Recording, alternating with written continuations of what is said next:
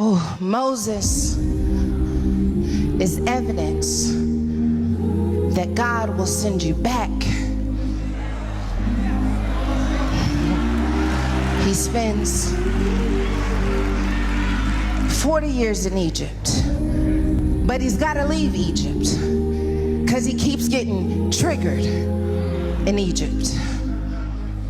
Because I'm not quite Hebrew, I'm not quite Egyptian, and when I see the Hebrews, I get upset with the Egyptians, but the Hebrews won't accept me. He's torn in between these different identities, and so instead of staying there in the tension of the triggers, he leaves.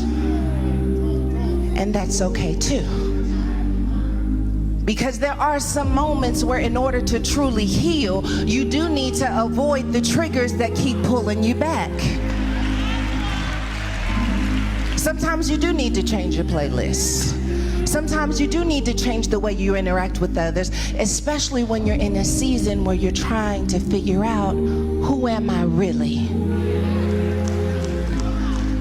But after he's been in Midian for 40 years, the Lord appears to him. And the Lord appears to Moses with one purpose and one purpose only, and that is to send him back to the place where he was triggered.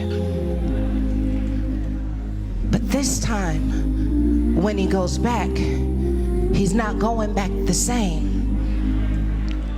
He's going back with an encounter that empowers him to be who God has called him to be. That's real good to me. Some of us want to go back to the place where we experience pain without an encounter.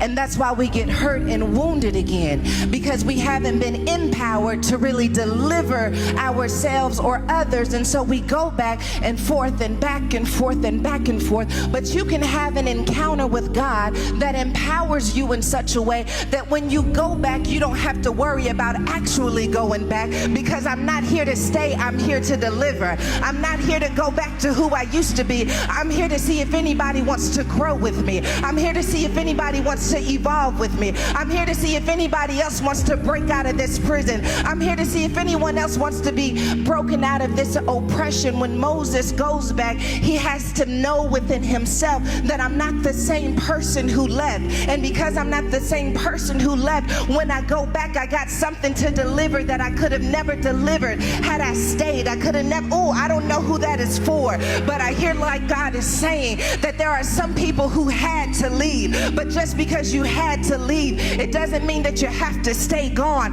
That sometimes God sends you back to a place after you have had an encounter